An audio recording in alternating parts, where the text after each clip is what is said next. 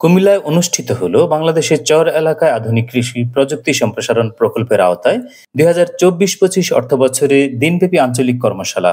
কর্মশালায় প্রকল্পের কার্যক্রম ও ভবিষ্যৎ পরিকল্পনা নিয়ে মূল প্রবন্ধ উপস্থাপন করেন প্রকল্প পরিচালক কৃষিবিদ মোহাম্মদ জিয়াউর রহমান। আমরা জানি যে বাংলাদেশের যে সকল উপজেলার যে সকল ব্লকে চর বিদ্যমান সেই ব্লকগুলোর মধ্যে আমাদের এই প্রকল্পের কর্মকাণ্ড নিহিত থাকবে। সেক্ষেত্রে ১৪২৭টি ব্লকে আমাদের চর আপাতত আছে, আমরা এই প্রকল্পে অন্তর্ভুক্ত করেছি এবং এই ১৪২৭ দিয়ে ৩ দিয়ে গুণ দিলে হয় ৪,২৮১টি গ্রুপের মধ্যে আমাদের এই প্রকল্পের কার্যক্রম বিদ্যমান। প্রকল্প পরিচালক বলেন, প্রকল্পের প্রধান উদ্দেশ্য হল বাংলাদেশের চর এলাকা উপযোগী ফসলের উৎপাদন বৃদ্ধি, খাদ্য নিরাপত্তা অর্জন, পুষ্টি এবং আর্থসামাজিক অবস্থার টেকসই উন্নয়ন। সুনির্দিষ্ট উদ্দেশ্য হল প্রকল্প এলাকার প্রকল্প মেয়াদে উন্নত কৃষি প্রযুক্তি সম্প্রসারণ ও পতিত জমি ব্যবহারের মাধ্যমে শস্যের নিবিড়তা ৫ ভাগ বৃদ্ধিকরণ, এলাকা উপযোগী আধুনিক প্রযুক্তি সম্প্রসারণ ও ফসলের আবাদ বৃদ্ধির মাধ্যমে কৃষি উৎপাদন ৫ ভাগ বৃদ্ধিকরণ, উপকারভোগীদের পুষ্টিমানের উন্নয়ন এবং খাদ্য নিরাপত্তা অর্জন। কৃষি সম্প্রসারণ অধিদপ্তর কুমিল্লা জেলার উপপরিচালক কৃষিবিদ আইয়ুব মাহমুদের সভাপতিত্বে প্রধান অতিথির বক্তব্য রাখেন কৃষি সম্প্রসারণ অধিদপ্তর কুমিল্লা অঞ্চলের অতিরিক্ত পরিচালক কৃষিবিদ মোহাম্মদ আজিজুর রহমান। আমি ছোট্ট করে কয়েকটি কথা বলবো। মাটি পরীক্ষার একটা ভালো ব্যবস্থা করতে হবে। যদিও এসআরডিআই সারা দেশে মাটি পরীক্ষা করেছে, কিন্তু চর এলাকার জন্য এরিয়া কভারেজটা বা সেই ধরনের স্যাম্পল কালেকশনই করা হয়েছে কিনা এটি আসলে দেখার বিষয়।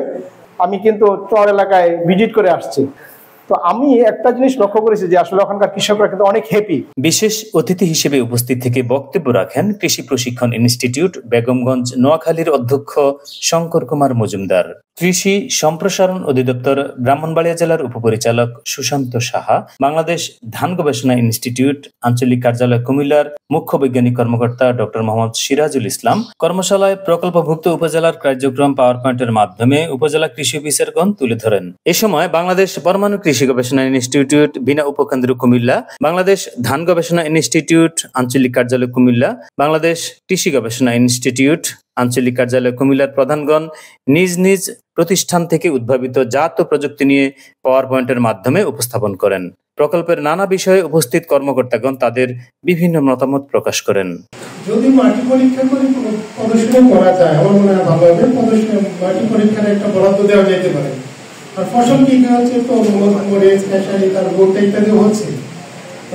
এই পর্যন্ত এই প্রথম চর এলাকায় কোন প্রকল্প কাজ করতেছে চরের কৃষকদেরকে নিয়ে। অর্থাৎ মাটির স্বাস্থ্য রক্ষা করে আমাকে আপনার ফসল উৎপাদন করতে হবে। এখানে একটা বিষয় আমরা বলছি, সেটা হচ্ছে আপনারা যে মাটিটা আমাদের কাছে পাঠান, আমরা কিন্তু সয়েলটা টেস্ট করে দেখি কোন নিউট্রিয়েন্ট কি পরিমাণে আছে। যাওয়ার পর আমরা দেখলাম যে চমৎকার মালচিং এর মাধ্যমে একটা মাঠের প্রদর্শনী, আমাদের মরিচের প্রদর্শনী আমার দেখে খুব ভালো লাগছে। কক্সবাজার এবং জেলা কি কারণে বাড়তেছে আমি জানি না, অথচ কক্সবাজারের চকরিয়া বলেন, মহেশখালী বলেন, কুমিল্লা বলেন, প্রত্যেকটা এলাকায় নদী চরাঞ্চল আছে, সামুদ্রিক চরাঞ্চল, দুটাই চরাঞ্চল এখানে আছে।